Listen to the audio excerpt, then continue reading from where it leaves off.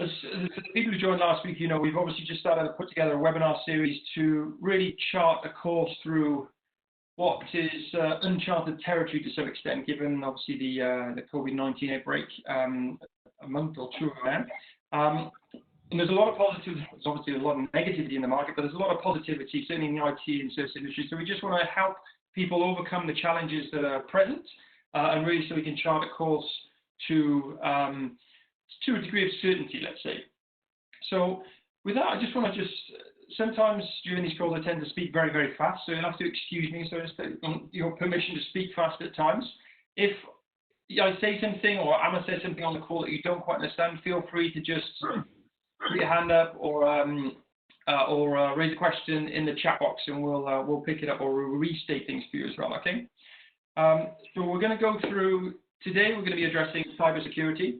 So cybersecurity is obviously a pretty extensive topic, and there are two main kind of prongs to this. One is how are we affected by cybersecurity, or the increased threat to cybersecurity, born out of the fact that we're now working from home, and the other is delivering our solutions remotely. So the focus of today's session will be on the remote working side of it, okay? So that's the challenge we're going to address.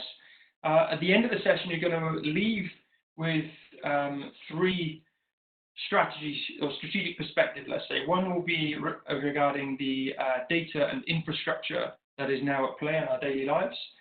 Second will be the behavioural change that we're looking to orchestrate within our organisations to deal with this increased threat.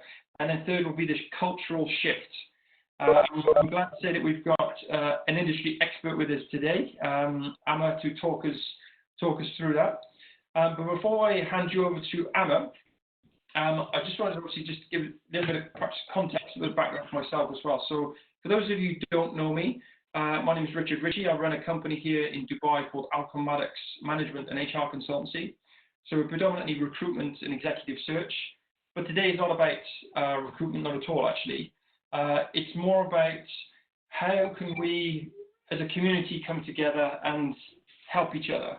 And that's really what this is about, right? I'm really passionate about the IT and services industry. That's why I've decided when I set up my recruitment business to be very, very niche, very focused, and only serve that community. So companies that sit outside that, I'm really not, I don't really engage with. So whilst recruitment to some extent is on the sidelines, what I want to do now is really help people put themselves in a good position so that when things do pick up, then we all understand how we can add value to each other's businesses in 3, 6, 12 months down the line.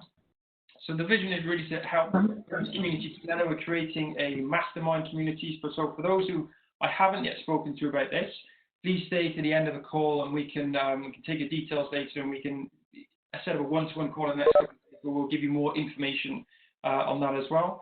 But then also the session today will be recorded as always. So again, if you'd like a recording sent to you, again, please stay to the end, and we can organise that for you as well. So without further ado, I will hand over to our cybersecurity expert, Amma. Amma, do you want to just start by giving us a little bit about yourself, just going to set the scene, who you are, who you work for, what kind of clients you work on, and then we'll get into the really core of today's session, okay? Sure. First of all, thanks for having me, Richard. It's a privilege. My name is Amir Kolahzadeh. I'm the founder and CEO of a company called ITSec. We are actually the first cybersecurity company in the region. We set up back in 2011, before when cybersecurity was unheard of in the region. I actually remember a guy, I was telling someone over a dinner with the friends of a friend about cybersecurity and hacking, and the guy turned around and told me, "You watch way many Toon movies, my friend." And I saw that guy again a few weeks ago. So imagine how that conversation went. So what we really do, we advise companies on policy, procedures, and technology of how to secure their network and how to protect their data. That's basically. So with that, we serve all industries because cybersecurity is the same. I hate to use this word, but it applies to whether you have a single computer and a single client, whether you have billions of endpoints and thousands of clients. what you need to do, what procedures, what policies that applies to the large scale, it applies to the smaller scale, regardless of size, regardless of industry. This is a question that's come up a few times with my interaction with clients over the last couple of weeks. Is the threat to cybersecurity or cybersecurity, how do you even phrase it? Is it a threat to cybersecurity or is it a cybersecurity threat for a start? Interesting. I guess it depends where you sit, right? And what the perspective you're looking at it. I would like to say it's a threat to cybersecurity because I like to look at cybersecurity as a safeguard of the data, right? Not as a threat. So if you have cybersecurity in place, then it would be a threat to your cybersecurity health. So, got it. But this is not a new thing, right? It's obviously surfaced because obviously there's a lot more people now working at home. As you said when we were speaking earlier on today, typically there are 5 to 10% of the workforce that are working remotely in a normal working environment, should we say? But that's obviously increased significantly over the last few weeks, which has obviously caused this to become such a hot topic. But it's not a new thing, right? No, absolutely not. Obviously, I'm sure everyone is that's online. Obviously, our participants here definitely read and been exposed to on a daily basis of the threats that are out there and the hacking. Or the biggest issues, I guess, that make the news every day is the ransomware attacks because they're sexy and media loves that and they involve money. So, and they make good stories. Obviously, there's so many other threats and attacks that goes on that obviously doesn't get enough press or coverage. And unfortunately, what we hear about in the news today is 1% of the total attacks, because about 99% of the companies do not even go public with such news. So. The amount of the attacks that you hear, it's so rampant and it's so huge, and unfortunately, or fortunately, I mean it's a personal decision of every company. They don't report it for whatever reason. Obviously, they don't make any news about it. So yes, it's bigger than what it is. Today, we're hearing about it a lot more, obviously, because it can't be hidden as the workforce has been forced to go remote without. This is not a company decision or the CEO's decision. This is a government regulation, and everybody has to adhere to it. So it has actually happened. We are now forced to use the technology that is that's out there that already been under attack. So suddenly it becomes a newsworthy story. Now we're hearing about it a lot more, obviously. So before we get into the nuts and bolts of this, to start talking through the 3 strategies that we were discussing earlier, can you just perhaps frame for people what is a hack? What is a hacker? Yeah. Fantastic. It's misconstrued sometimes, right? Exactly. I think that the best way I found it in my dealing with my clients is that when I've explained the actually what is a hack and who's a hacker. It exactly gives them that company's vision or the way they interact or policies with their cybersecurity has changed. We all know what a thief maybe looks like or how it acts when we talk about, oh, my car got stolen. Yeah. Or my car got broken into. You could totally visualize it as a guy with some kind of a sort of a heavy object hitting your glass door, something like that. You could visualize it. Because of that visualization, possibly you could mentally work a image or some kind of a plan to protect your car, whatever that might be. Put it in a parking. It's just I guess more instinct than anything else. Mm-hmm. The problem with cybersecurity and the cyber criminals is that general public has absolutely no idea who this person or who these criminals are. The only image we have from them is what Hollywood chooses to give us. It's a bunch of nerdy guys in their mom's basement, right? That's what we think hackers are. And that is absolutely not true. Okay. Hackers are today, what I'm talking about is today. Maybe 15 years ago, that's a different story. Today, there are a well-organized corporate structure that go into joint ventures together. I mean, this is a underworld corporate structure. These are businesses for profit.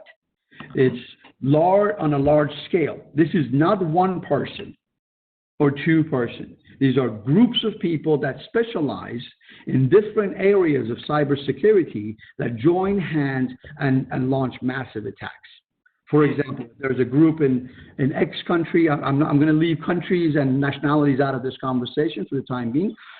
X country that specializes in password, brute forcing password, getting over passwords. There's another group in another country that specializes in stealing the data, for example. These two groups join forces. This one gets them in. The second group steals the data. They sell it off on the black market. They share the profit. So it's for profit. So hackers today are in business and P&L. They look at P&Ls like every other CEOs. That's what it is. And it's important to understand why the hack happens.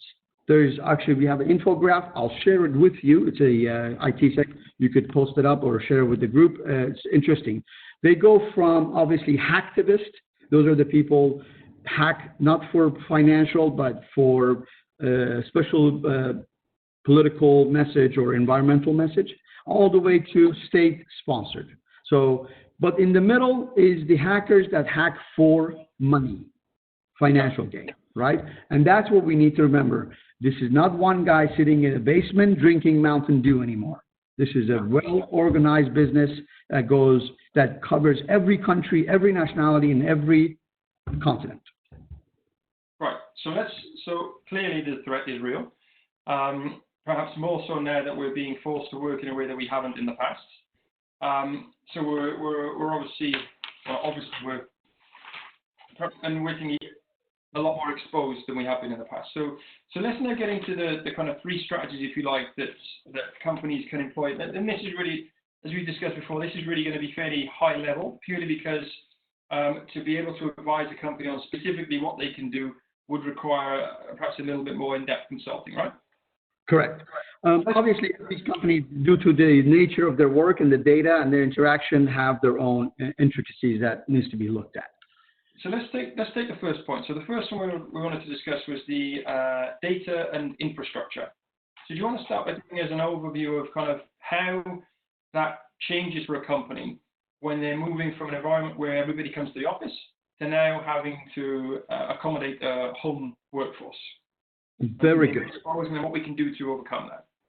Sure. So assuming that we'll take a scenario. Going to an office, it's a protective area. Assuming the infrastructure that is built in the office will have certain safeguards built by the IT department, or if they have a IT security department that allows the connectivity that happens in the company. Most likely, they have a server room that could be as small as a single room or a single cabinet. But the equipment, regardless of its size, it's kind of relative to the size of the company. Certain provisions and protocols have been taken into consideration in order to interact within the data of the clients. This could be, and this is many different ways of doing it. For example, I'll give you guys an example, is depending on maybe your clients.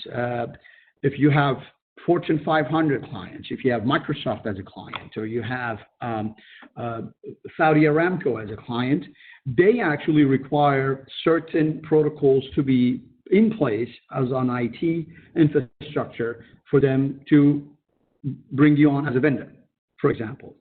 Or no, let's say if that's not in place, even regular IT companies that you employ as your IT contractors most likely have set you up on a wireless, and that wireless probably has some built-in security, and it's an involving work, especially in this region.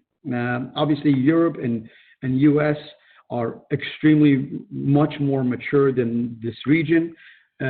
Inherently, the region doesn't actually act till something happens, unfortunately. That's just the way it is. So, but we're assuming that these things are in place. So on a work environment, most likely you have a computer or a laptop that's been assigned to you by the office that does not allow personal software to be downloaded, or it's actually locked. It does not allow you to install any additional softwares. The softwares that are such as email or whatever that might be used already installed in it. The connectivity, the way that the laptop or the PC connects is through a secure internet connection, wireless or wired, most likely in the office is wired, goes through the server or the firewalls that have connectivity to the outside. So there is a firewall, or for the better sense of word is, there are defenses in place as there are the walls around your office that protects the employee in order to safeguard that data. Yep. So suddenly, obviously, what happens when we all work from home? So those defenses are not there. We're using our home network, our home wireless, that is not commercial grade or security set up on it, and connecting to the internet in order to have this kind of conversation, for example, right? It's surely not practical for everyone that works at home to recreate that kind of infrastructure, right? So what can we do to increase the security at home or reduce the threat to security breaches because we're working from home? Very good. So yeah, obviously that is an excellent point. Obviously, that the recreation of that kind of an infrastructure on data and security of the data, it is absolutely impossible to do. Obviously, the larger the enterprises, there are ways to do that, and I'll touch back on that at the end of this comment. However, there are few small things that could be done that will take you from obviously having no security whatsoever all the way up to about 90% secure. And it's really simple. For example, router, if everyone has a router at home, some type of router they use as a wireless. Research, surveys around the world, around the globe, and the attacks, recent attacks in the past week have showed that 95% of the home routers are still using default passwords and username that came with the router from the factory. Admin, or admin 12345. Yeah. Simply changing these two from default suddenly just moves you up from a highly targeted to good luck. It'll probably take the hackers few tries and walk away from your router. Just as simple as that. Yeah. Okay. 2 weeks ago, when at the peak of the pandemic, there was a huge attack on the wireless routers around the world. And that's something that does not happen. The reason that happened is probably a group figured out, oh, okay, great. There's a huge amount of data to be taken, and they figured out, oh, most of these things these passwords were not changed. So they were attacking them, changing the password. See how smart they are. They didn't steal any data. They got in the routers and they changed your username and password. And guess what? You don't even know they changed it. They're going to come back another day and use it. So they're just leaving it for a later attack. Interesting. And that's number passwords. That's the easiest thing. Yeah. Easiest thing. Wireless. Most wireless are unsecure at home. Okay. You need to secure your wireless and make sure that it has a password or change the password. We give our wireless passwords at home to everyone. Obviously, offices don't do that as often. So if you're working from home, first thing to do is change your wireless password. Change your wireless passwords for the people around the house, and hopefully you're practicing social distancing and nobody's coming over, so you don't have to reshare the password anymore. correct? Mm-hmm. Yeah. So two small things that really can help do that. If you're using a company-assigned equipment, which is a laptop or a PC, hopefully the right antivirus or malware protection is built in. If it is not, then obviously that's a whole different discussion based on the requirement. But a paid, not a free version, a paid advanced malware protection that that uses some type of AI in order to prevent of visits into sites that could possibly download malware to your PC, or downloads that are out there, will be the next recommendation that everyone should have on their PCs. So 1, 2, 3, just put a password on your router, get a password, make sure that your wireless is protected. Take a look at your router settings. Every router, the cheapest one in the market and the most expensive one, they all now have a firewall.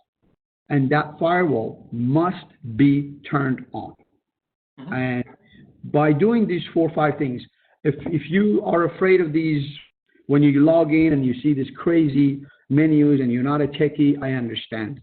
But to be honest with you, it's very simple. Look up your router number online and ask for a video. There's probably 30, 50, 100 videos for every single router that shows you how to set it up quickly.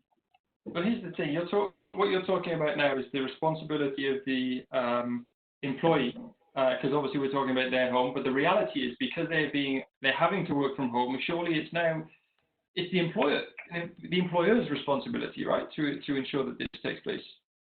Yes and no. The recommendations that I'm making not only protects the employer, moving on, that protects the actual yourself at home. Yeah. So regardless, everyone is anyway, right? Exactly. These recommendations do not apply just to because you're working out of home. These recommendations is that they will actually protect you and your family on a long-term basis. Yeah. Okay. But yes, you are correct. Because we are forced, and maybe there are additional security measures that needs to be put in place, I believe that every company, every enterprise, if they are asking, well, this is a different situation, but let's say if it was not a pandemic and it was a voluntary work from home situation, obviously the enterprise or the organization will provide the infrastructure to do that. Okay. Yeah. On a larger organization, for example, they probably use VPNs, meaning the data is stored still at the office, and in order to access that data, I would have some type of VPN into that infrastructure. But yes, you are correct. It is the responsibility of an organization to protect its employees and its data. Right. So one final thing before we close off this first topic, and that's, I think there's perhaps a misconception there that from a personal perspective, we think that not that we're immune, but we can't fathom a hacker attacking us as an individual. But am I right in saying that that's not necessarily the case? It's not that they're looking for us. It's just that we're inviting them in to some extent. Correct. Correct. I'll start with this.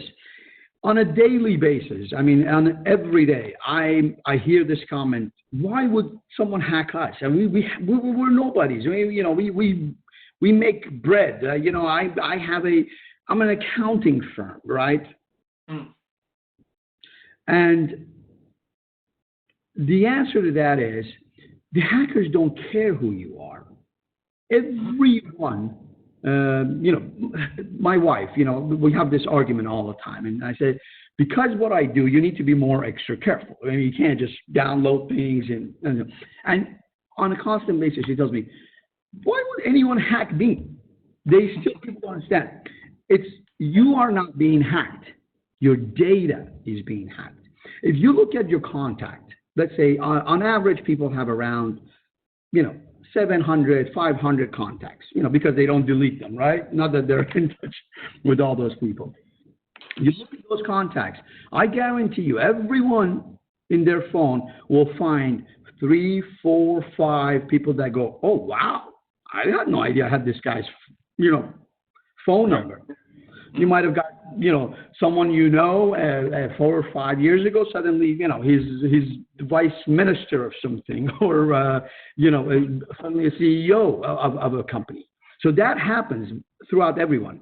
That's valuable data. So they're not attacking you in per se, go, oh, I want to go attack Amir. Obviously, yes, I'm a nobody. Nobody wants to attack me.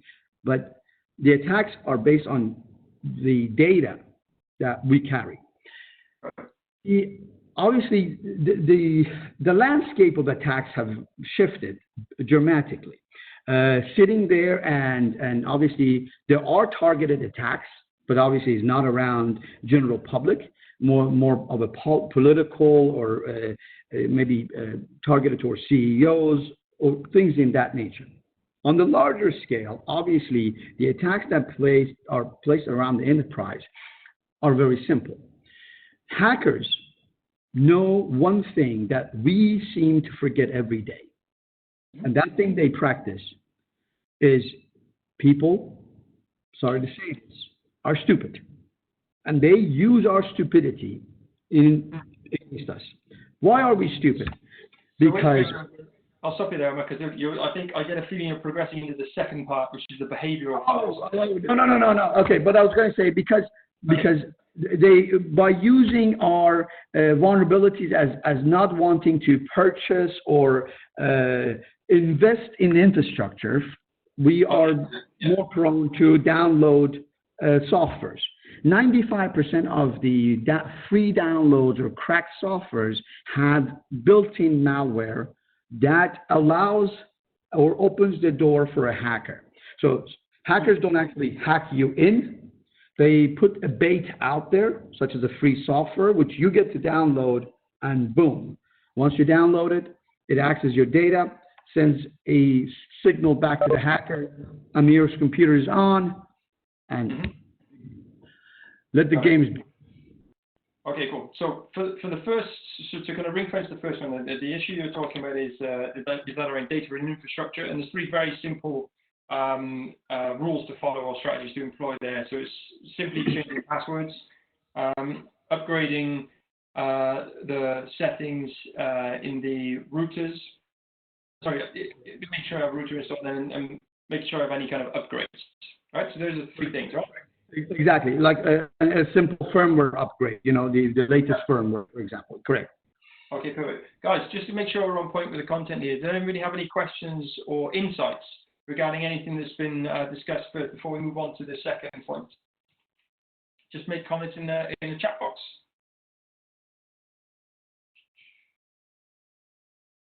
Okay, great. Looks like we're on point. So let's move on to the second part. So the second one we're talking about is the need for behavioural change, right? Now, correct. Tell us a little bit more. What do you mean by behavioural change, and how is this even a strategy to protect ourselves? Correct. Inherently, if you look at the psychology of security, it works in very unique way. And I have this example that I love to use, is that, and I'll ask it here. Could anyone just tell me, usually, what do you do after you lock your door, your car door? What is it, the next thing you do when you lock your car door? Anyone? You look back, or you check it? Is that what you mean? There you go. Exactly. We are instinctively just grab the door, whatever door we lock. We turn it, we push it. We want to make sure it's locked. Am I correct? Yeah. It's a behavior. It's instinct. It's built into us for some odd reason. It has taken, I don't know how many years to get here instinctively. When we lock something, we know we locked it. We hear the click. But instinctively, we double check it, right? our behaviors have not gotten there, or it's not evolved to practice the same thing online yet, right? So that's what we're talking about, behavioral changes. We don't know how to check. Like you say, you install a firewall, for example. I don't know how to check that the firewall is actually in place. There's just a trust element there, right? Correct. Well, the example is not actually that we check it instantly. I mean, I'm not asking, we're not saying that you should check it online. Is that it's a modified behavior, right? The modified behavior tells us that we're just more relaxed online because we feel, and it was true because there was that distance or that virtualization between us and the online world, which is no longer there. The threats are real and they threaten us. So, give you another example. When I go back to New York or back to US, here I leave my wallet, my keys, my phone in the restaurant, and wherever you go, right? Yeah. You just here because you're going to get it back. Nobody's going to take it. But you're back in the States or back in London, you're going to hide your wallet about six places deep. Yeah. Exactly. Are you practicing the same thing when you log on? No. We're loose about our behavior. We click on many links, flashy links, downloads, anything that says free, we just click happy. So behavioral challenges we're talking about is that we must be vigilant about our behavior, our interaction with the online world. So every time we're on a browser, and everybody has this, you look up something and 6 minutes later, you're just far away from what you looked up because you just keep clicking on these links. Every links that are provided, every site that you visit could inherently have some kind of a hidden malware or danger.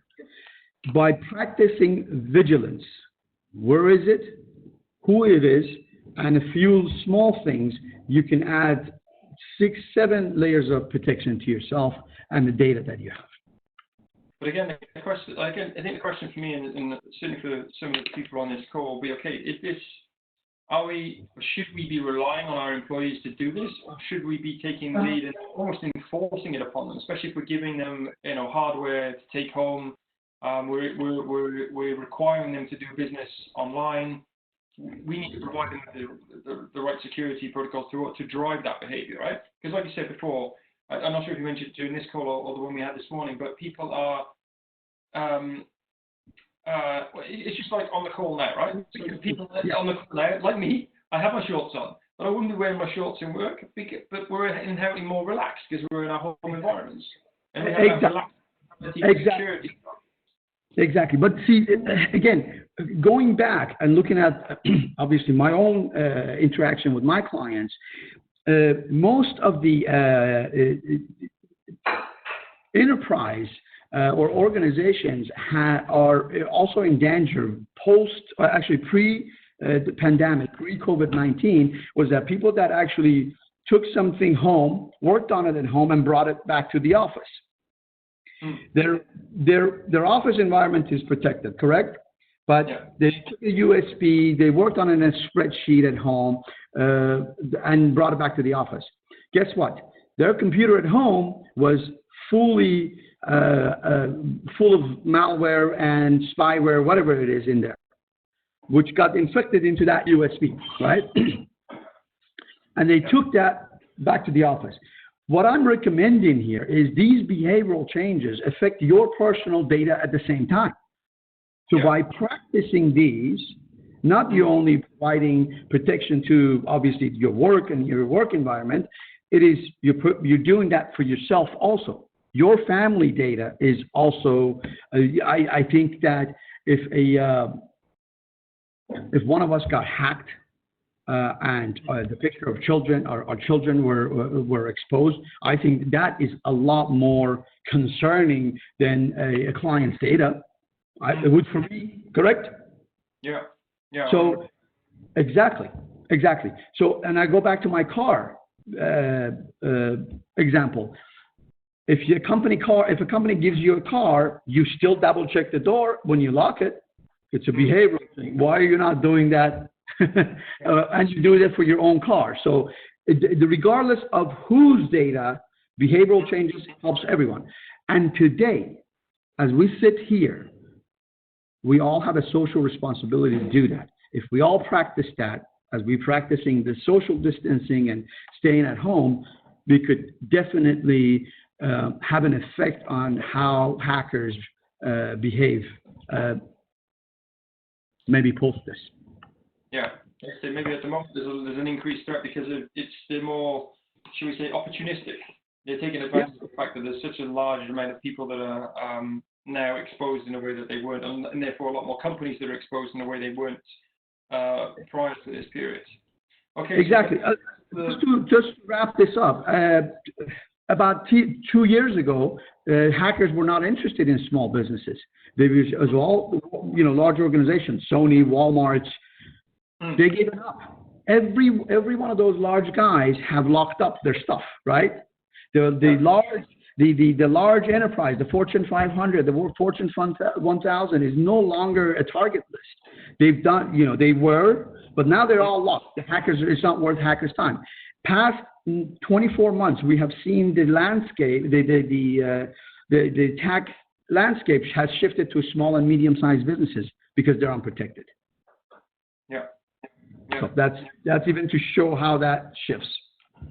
Okay, so the second point we're making here then is just this requirement to be more vigilant from a behavioural perspective. But then also we need to drive, there needs to be uniformity in approach from a management style in how we educate our employees about what to do as well, right? So correct. Whether we have these security measures or security education programs in place already, it's irrespective. We should at least now start with, because as we maintain this new working environment, the reality is this problem won't go away. It's going to stay until we deal with it. So there's no point kicking the pedal down the road, so to speak. So on that, guys, does anybody have so this is the second, obviously, point that we're covering. Does anybody have any questions about what Amir's just been saying, or any insights, perhaps any experiences you've had with tackling these issues already in your businesses? One question, actually. I'm Roger this side. Can you hear me? Sorry, I can't see. Yeah, I didn't switch on the video because my network is not so great, Richard. Okay. The thing is, my question is, see, now the mentality, especially in the region, will move towards the cloud options. Okay, fine. Then because when you say cloud, okay, fine, the hosted services, everything is believable. I believe that they're well secured, okay, hopefully, okay. But in that case, in what perspective the corporate world, or whether it's a small or mid-size or enterprises, will have such an impact on the cybersecurity? I agree that they will be having internal network, having user account and password, that to that level vulnerable. But the data, all those things are going to sit in the cloud, where the hosted guys will have such a good security system on the front end. Will it be still a risk? If yes, and what extent, actually? Sure. Let me give you a very simple answer. Whether you host your data, whether it's on the cloud, whether it's at risk. The data, once you have a computer, once you have a password and a login, your data is at risk, regardless where it is, right? The level of risks is different. This is why there's something that called data classification. As an organization, we should decide what we put on the cloud, what we host ourselves, what is based on classification. So me as a small company, obviously I have many degrees of data, things that I can risk that could be exposed and not have long-term damage. Maybe I put them on the cloud. Things that I can host internally that needs to be more secure and me having more control over it, maybe I won't put them on the cloud. This comes to determination of that classification internally of each company. Obviously, cybersecurity people could advise on the best practices, but at the end of the day, it is the call of the companies how to classify that. However, the use of the cloud is there and it's not going away. It's easier to maintain. It gives a lot of benefits and obviously has risk involved. Hosting your own data has exactly the same thing. I've had people that decided to go against the cloud, hosted their own data, they had backup issues. So the building got caught on fire and they lost everything. So you see what I mean? So which actually brings us to the next point, Richard, that's very good, is that this is what we call cybersecurity vision. That goes from exactly. Yeah, go on. Actually, no. Let's go straight to that. It makes more sense, because that was actually the third kind of pillar of what we're discussing today. So obviously we talked about the data and the infrastructure. We talked now about the need for kind of a more vigilant behavior to be installed in an organization. But then what you're talking about now is the more forward-thinking security vision that needs to be led from the most senior level within our organizations, right? That is correct. Bring that now up. Sorry, I'm going. You're gonna frame. Yes. So that's automatically. So that's the security vision we talk about. So we long ago we decided that we see that a lot of companies, a lot of enterprises they saw that they had no choice but to accept the having a cybersecurity or IT security. The ones that have just resisted and have not accepted or just have accepted with force, obviously these are the companies who are doing checklists. They're not looking at their data. They're not looking at their activities. They're not understanding the risk. They are part of that companies that says, oh, we're not, why would somebody want to hack us? So they think a hack is targeted. They don't know. This has nothing to do with them. It could be just a single click by a single employee, their receptionist most likely, that would just invite and expose them.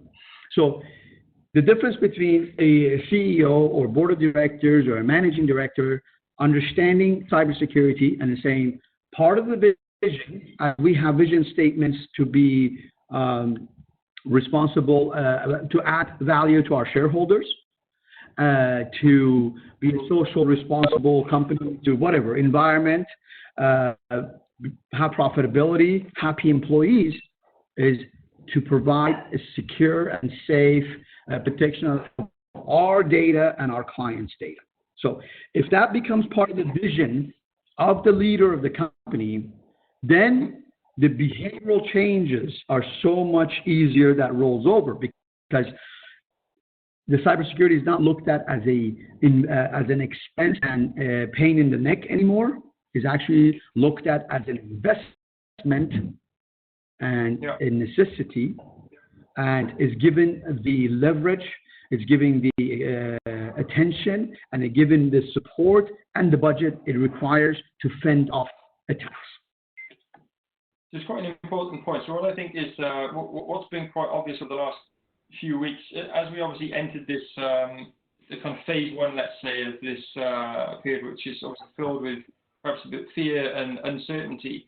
You had a lot of companies adopting the mindset of kind of very defensive mindset, very consolidatory mindset. We'll batten down the hatches, or draw things in, or protect ourselves short term because things will bounce back and we'll get back to normal in a few weeks, couple of months, whatever. Because of that mindset, they haven't adopted this long-term vision. Okay, things have changed. It's going to be different. We're going to be operating in a completely different way in the future. We need to put in place the right systems to allow that change and now invest in the right products. Because they haven't yet come around to that vision, the short-term mentality is they're buying or using or allowing their employees to use communication tools, for example, that are quickly and easily available, very popular, but they're not perhaps the most safest because they're just seen by companies. It's short-term. This will be over in a few weeks, and we'll get back on track with something else. So I think it's quite important to cover the kind of switch we made for today's call based on your advice. We moved over from the original Zoom call to this Cisco WebEx. So can you just give us a little bit of commentary around the reason for that change and why that's important for other companies to understand the rationale there? Sure. With the events that happened, obviously, recently, the need of video conferencing obviously had just peaked. Video conferencing had been around almost, I think, 20 years. It went from, you remember those big old cameras that we had to buy, and they were USBs, and we put them on top of the screens, obviously, to these almost invisible cameras that are built into our laptops. The means of communication obviously is enhanced. It used to be one-on-one. Obviously, now we can have unlimited 50, 100, 200 people on the same call as we have today. What has happened in particular with Zoom, going back, just like data classification or hosting your data that has risk, every piece of software, every piece of technology has risk and vulnerabilities. No one can say that doesn't. This is why we upgrade. This is why Microsoft is sending you all these upgrades every day. This is why, or Apple is. This is why your phone is constantly telling you that you need to upgrade. If you're not upgrading, you're hurting yourself. That's basically it.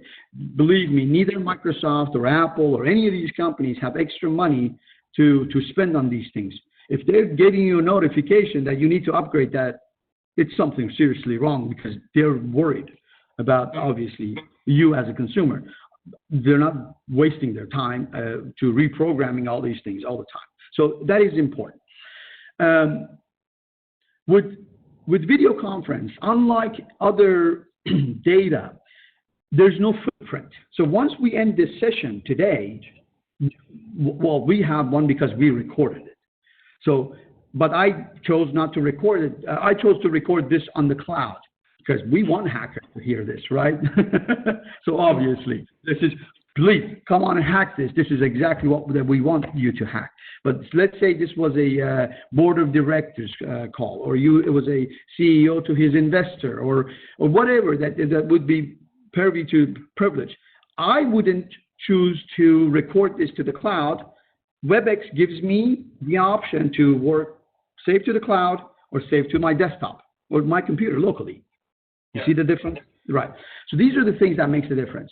So with Zoom in particular, or all these video conferencing, they were in use. I use them all the time, but only around 10% of the global workforce did remote access or remote working, whether either they were traveling or they worked out of home because of special circumstances.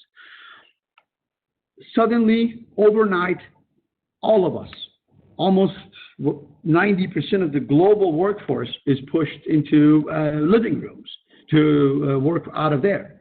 So, and we need to collaborate. We need to see our colleagues. This has happened too quickly. Emails are no longer getting the work done. We need to see each other.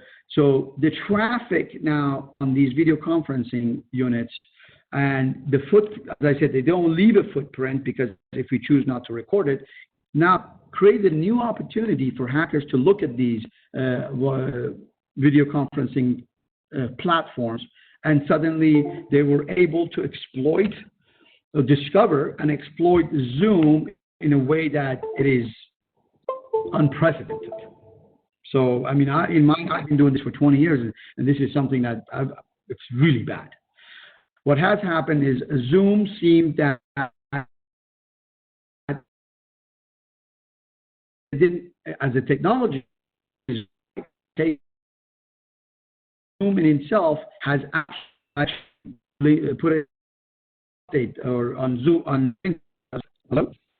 Okay. Zoom does not have a security vision. No, yeah, sorry. Yeah.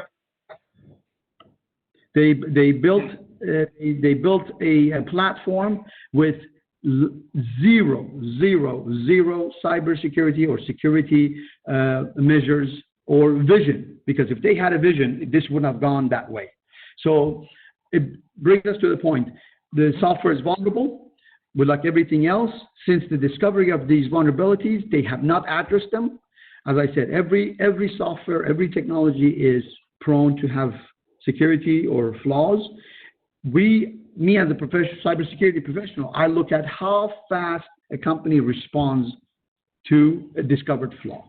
That makes it, for me, is it a good company, good product, or a bad company? For companies like Zoom that has sat and not responded or fixed, obviously that is a concern. Yeah. But listen, we're gonna have to wrap up because we're getting the clocks speeding away. So let me just quickly sum up the kind of points we've discussed today. Okay, so as I said, the main issue that we were addressing today in our session was the issue of the increased threat to cyber security, born out of the fact that we're now having to work remotely. The three things that we've discussed, or the three kind of strategies that companies employ today to make a difference, would be, first of all, from a data and infrastructural perspective, to make sure that we are helping our employees update our passwords or change the passwords from admin. Make sure they change the settings on their routers and upgrade the software that they have in-house to make sure that not only they are more secure, but then also any work that we're requiring them to do is secure. But then also when they come back to the office, our infrastructure within our on-site, if you like, still remains secure, or as secure as it can be. The second thing was to just have a more vigilant mindset to management around security within our organizations and drive this kind of behavioral change. And then the third thing is really the vision. So it's creating at a very senior, at a board level, it's making sure that we as leaders within our organizations add to our mission or vision statements the fact that we are security conscious and we are this is part of who we're becoming, not just a problem here. Sorry, we do have a question here. Let me just bring this up. So from Ibrahim, I'm just going to read this question out. So without having involved in continuous vigilance, we're all not safe in cyberspace because behavioral changes are main reason for all kinds of threats. So if we nurture and work continuously on infrastructure, wireframes, and applications, the technology will try to protect us in the cyberspace. Have any comments to that, Amir? I'm still not. I'm trying to understand the question here. I think it was just an insight. Well, if you look at it, so to wrap this up exactly, in order to answer this and wrap this up, we have a saying in cybersecurity world. We say, unfortunately, humans are the weakest link. We can't surely end on that. we are. So you could hire me and give me unlimited budget, and I'll buy the latest and the most sophisticated equipment the world has to offer. NASA can't get bigger than NASA, right? Or FBI. Am I right, guys? We don't have bigger than them. Unlimited budget. They get hacked all the time. So the behavior change is the key thing. Without the behavior change, all we're looking to do is not eliminate the threat. It's reduce it as much as humanly possible. But this is our collective responsibility, not just as a leader. We need to influence that behavioral change. Okay, cool. Exactly. So we've covered those 2 points. Thanks very much for walking us through that, Amir. As I said, I've spoken to a few of you guys on the call already over the past couple of weeks. For those of you that haven't, I'll obviously reach out in the next couple of days just to kind of get your insights and feedback on what the value derived from this session, but also to get your requirements for upcoming sessions that we have in a couple of weeks as well. So we'll be doing this every week. We'll probably have Amir back in a couple of weeks to tackle cybersecurity from a remote delivery perspective as well, not just the in-home part, which we've just covered. If you want a copy of this webinar, please just put your name, email in the chat box, so you can send me an email after the call. We can arrange that for you. And then also just moving forward, obviously what we're doing now, we're still very much in this kind of resetting phase. The economy will bounce back at some point in the future. the reality we bounce back to is still to be determined. But if you need assistance from a staffing recruitment point of view as well, then obviously we're here to support you, because I think what's actually been quite interesting in the conversations I've had over the past few weeks is the requirements on individuals when they're now being recruited into the workforce are fundamentally different, right? There have been, the core competencies are the same, but there are certain parts, certain skill sets that we now need to start to look for that we perhaps haven't looked for in the past. But also from a candidate point of view, we now have to surface these experiences that are now becoming more relevant to hiring managers. So look, with that in mind, guys, I just want to say thank you very much for joining us. I'll look forward to seeing you again here at the same time next week. Amir, did you want to say anything in closing? No, thank you for obviously having me. Just as everyone that gets online today, whether it's home or work or whatever it is you must protect yourself. It's regardless if we're doing it for our employers or our company or whoever. You must definitely practice, learn, and follow some kind of guidelines. The world has changed forever, and we all are targets. Cool. Excellent. Well, that in mind, we're all targets. Okay, guys, listen, have a fantastic week. I'll see you all next Tuesday. Take care. Thank you, Richard. Thanks, Amir.